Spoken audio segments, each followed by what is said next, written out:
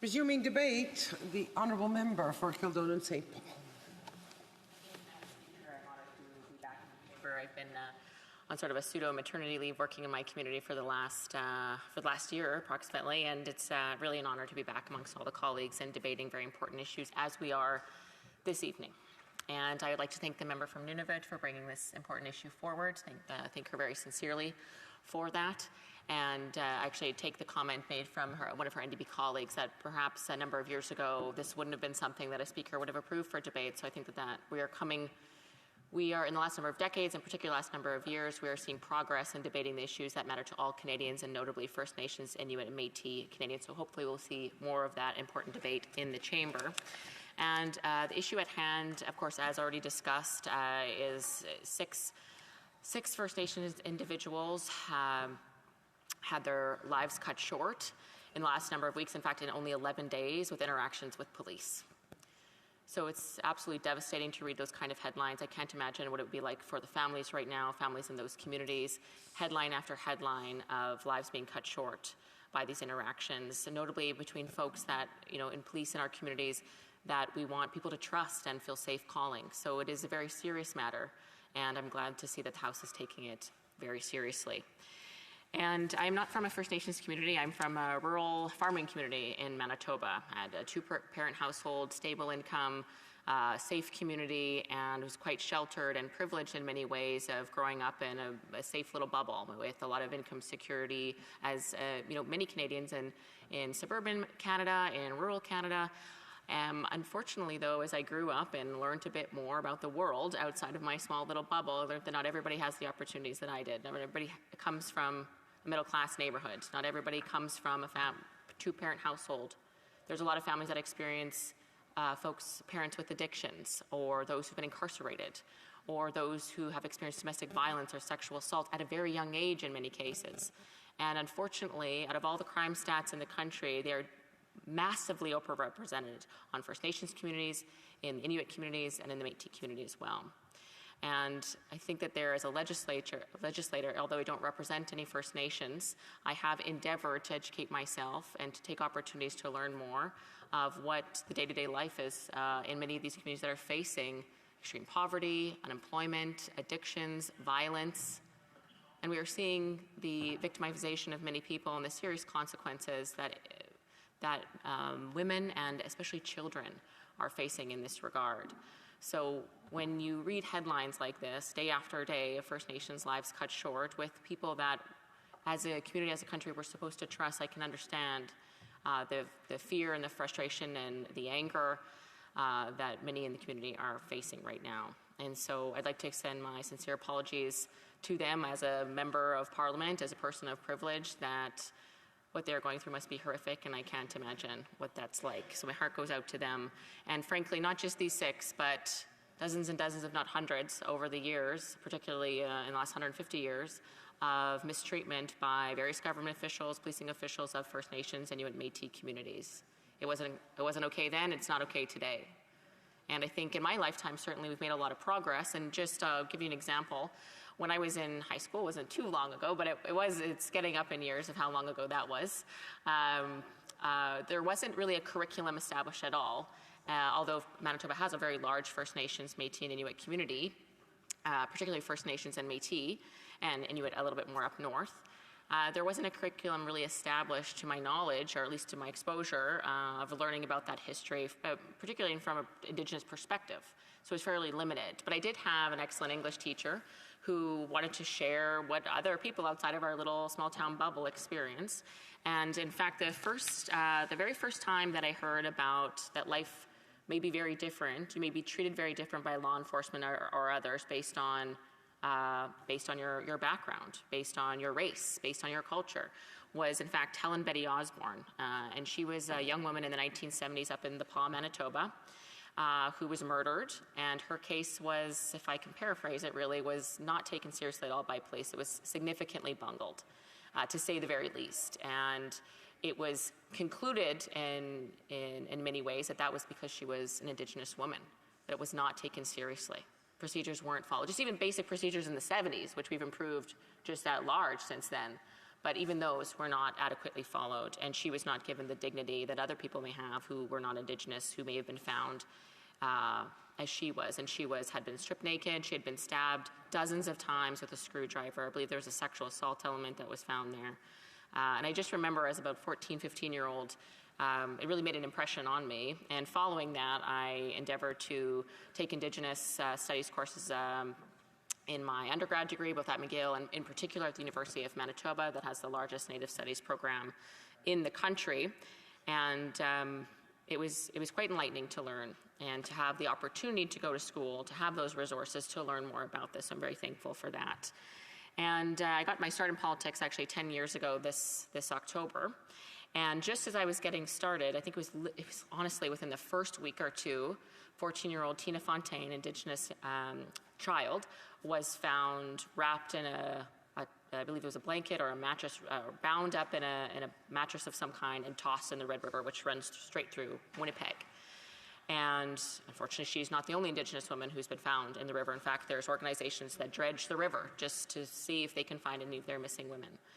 And anyway, I had just started in politics, provincial politics. I was a political staffer, and that was my introduction to politics in Manitoba, was this horrific case of this young woman who had gone through the system and had a lot of challenges presented in her life.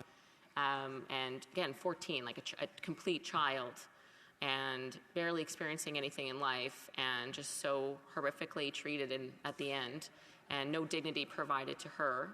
And so that also had a very strong impression on me at the time into my introduction of politics and the importance of good public policy and following through when announcements are made and things like that. So I did want to mention that as well. And a few months after that, a very lengthy report came out about Phoenix Sinclair, who was in the early 2000s was killed. She was a 5-year-old girl in a First Nations community. She was murdered by unfortunately, her mother and her partner at the time. She was abused, malnourished, mistreated, kept in the basement on a cold floor. The partner had shot her with a BB gun, and there was just such a horrific timeline of failures by the institutions, Child and Family Services, for example, that were supposed to follow her case and protect this child and ensure that if she was in a community family, her own family, in a foster family, it was supposed to closely follow her case. Social workers were tasked with that, and procedures were not followed. They were neglected. And in fact, the family was able to hide that their daughter had died and had been thrown in a landfill for quite some time before Child and Family Services have found out. Now, again, it's been mentioned in this House during this debate already, but would a child of a different race have been treated that way? Or was it just treated in a sense that it was another case and just sort of almost neglectfully, not respectfully, not dignified? And she's the most beautiful little girl if you look at pictures of her. And so that had a very large, I'm a new mom, so talking about children is a bit challenging. But those things had a real impact on me as well. And I'm sorry to talk all about myself, but I did want to establish that I cannot possibly understand the challenges that many First Nations children in particular, and women and others, go through. And then seeing headlines where your family members are not coming home because of interactions with people that we're supposed to be able to all trust. But I have had some impactful experiences and exposure to some of these things, and have done my best to pursue learning more about them and what can be done about them. And beyond the stories, we know that the facts are very cold and frightening, particularly for Indigenous women and Indigenous children, as I mentioned. Indigenous people are disproportionately the victims of violence in this country. Approximately 4 Indigenous people were sexually or physically assaulted by an adult before the age of 15, and nearly 2/3 experienced at least one sexual or physical assault by the age of 15. For the period of 2015 to 2020, the rate of homicides involving an Indigenous victim was 6 times higher than the rates of homicides involving non-Indigenous victims. Almost 6 in 10 Indigenous women, 6 in 10, have experienced physical assault, while almost half, 46% of Indigenous women, have experienced sexual assault. Almost half. Indigenous women make up approximately 16% of all female homicide victims and 11% of missing women, and yet Indigenous people as a whole only make up 4.3% of the population. So regardless of which party you are, what time you've been in government throughout the last 150 years, obviously there have been failures of public policy at an extraordinary degree. And I think various governments have tried to bring forward policies to help, but I think only recently, and I do feel very much that governments still approach any partnership with Indigenous people as very paternalistic. And rather than that, what was originally supposed to be in treaty and under a number of agreements over the past centuries, that was supposed to be an equal partnership at the table, and that has never been borne out.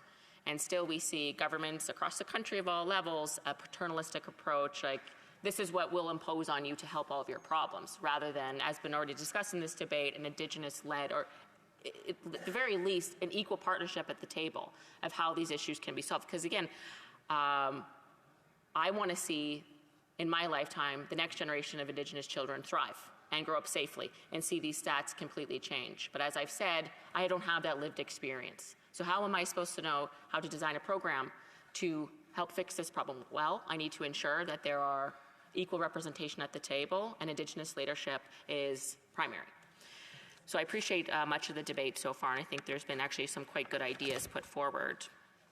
But overall, crime in this country is on the rise. We know that very well. We talk about that at length as well. We're seeing gun crime up nearly 100%. In Winnipeg alone, gun crime is up 177%, I believe was the stat I read this morning in question period. And when we see any of these crime stats, and they're getting really bad over the last 9 years under this current Liberal government, and unfortunately NDP has supported many of the policies that we believe have contributed to these crime increases. But when we see those stats, they're horrific, and they impact real people in Toronto and Winnipeg and Calgary, but they're often when we look at those numbers, what we're not extrapolating is they're even worse in First Nations communities, northern and remote communities, where policing is minimal, where First Nations policing is very underfunded. And I'd like to talk a little bit about First Nations policing. I think that there is some good stuff that we could do there. That is something I think where, for example, again, don't have firsthand experience of Indigenous policing, but I have spent time with the Bear Clan, which is I believe it's a matriarch-led, actually, an established community group, grassroots community group in Winnipeg. And as soon as I got elected, actually, I was able to go door to knock with them in like a minus 35 Winnipeg January evening. And it's Indigenous-led, Indigenous established, and they really walk through the community. They pick up dangerous drug paraphernalia in parks and other places to help protect the kids, but they also hand out scarves and food, and the community trusts them. So they ask them for help, ask them for assistance. It is a trust and respect and dignified relationship. And I think that is really an answer where government, once there's a community that establishes, hey, this is working for us, we are leading it, this is what we want to see, that's when government can come in and say, hey, how can we stabilize some of your funding? Not somebody thousands of miles away, in all respect to our public servants in Ottawa, them saying, well, this is what we're going to do for what Winnipeg needs, and here's funding, and here's some bureaucrats, and these are the checklists, and these are the barriers you're going to have to fulfill, and you're actually going to need to hire 5 people just to do the accounting. Rather, Bear Clan grows up from the grassroots. That's when I think government needs to come in and fund. And so from that limited perspective that I have, I do believe that First Nations policing, just from what I've seen in Winnipeg, if it follows that same model where it's Indigenous community-led, and they're implementing practices and cultural respectful practices that would support their community, well, that should be where government supports. Not, again, an Ottawa implemented approach from thousands of miles away where we couldn't possibly understand the challenges of even just getting adequate food and water, for example, which is unbelievable to say in Canada in 2024. That some people can't just turn on the tap and drink the water. It's wild, but I'm getting a bit off track. I did want to say as well, in addition to the benefits from my limited knowledge of what I've heard about Indigenous policing, it sounds like it could be really great. And I know that there's been effort over the last 20 years to start putting that in. I'll get into some of the failures of the Liberal government on that regard. In fact, you know what? I'll just talk about them now. In case I don't get to them, I do want to get them on the record, Madam Speaker. Just a few numbers. So the Ottawa Auditor General report just came out in the last little while, and our Auditor General found some pretty disappointing, we'll call it at best, results of much of the Liberal funding for First Nations and Inuit policing programs. So between, just for some ballpark numbers of this one program, from 2018 to 2023, there was $930 million spent on First Nations and Inuit policing. I don't know if that's enough. I don't know if that's too much. I'd have to read more of the information. It might not be nearly enough from what we've heard. Doesn't sound like it is. Or it may be enough, but how it's being implemented, as I mentioned before, is part of the problem. Because in the report, the Auditor General, quite scathing of the government's deliverables on this. Again, great announcement, sounds great, and yet like so many, unfortunately, and so many of their programs, they announce big amounts of money, but like this one, can't get the money out the door. They just don't know how to spend it. But it sounds like a great number when they announce it. But that's going to make a real difference. But in fact, the Auditor General had found that public safety did not know whether the First Nations Inuit policing program was achieving most of its key expected results. And again, this is almost $1 billion spent in the last number of years by the current Liberal government. It also found that the gathering and analyzing of the program data were so limited by Public Safety Canada under the Liberal leadership that Public Safety Canada did not have an accurate listing of the signed community agreements. So the Parliamentary Secretary for Public Safety was here. She's since left, but, my apologies, I can't mention that. I retract. She gave a robust response and mentioning all the funding. However, again, we're seeing in black and white by the Auditor General of Canada, a nonpartisan person charged with holding governments accountable for their program spending. And she found that basically they haven't been following the money. They don't know if it's successful. They can't get the money out the door. They don't even know the agreements that they've signed with First Nations communities. So while I appreciate the Parliamentary Secretary's remarks, it is frustrating to hear them list ad nauseum all these things, and yet in black and white, there seems to be no accountability beyond announcing the funding. And as we've established, these are very critical issues in this country. People have died. And as I mentioned, in a number of the statistics, women are disproportionately impacted, children are disproportionately impacted. So I do believe it is a failure to announce this money and raise people's hopes and expectations, because voters do care about these issues, and yet fail to deliver. And again, this is 9 years of this government now. Crime is through the roof in almost every single measure, and it's worse in First Nations communities, to say nothing of the drug issues under their failed drug policies. And they're saying, well, we're announcing all this money, though. We're doing so great. But then when you're in this chamber in a debate like this tonight, well, apparently not. Apparently there's a lot of work to do. And if we're going to have Indigenous people lead the way on reserves, well, then some of this money has to be, you at least have to know who you've had agreements with. I was pretty shocked to read that one in particular. So I feel like I'm ranting a bit, but it does get me going a little bit to hear people in Ivory Towers talking about everything they're doing, and yet on the ground we're not seeing that delivered, and promising over and over again. And in fact, in 2020, the Liberal government promised to bring forward legislation to declare First Nations and Inuit police services an essential service. Thank you, Madam Speaker. Okay, years go by, nothing happens. 2022, the former Minister of Public Safety said he was working around the clock, that's a quote, to table legislation by the end of 2022. It's 2024, no legislation.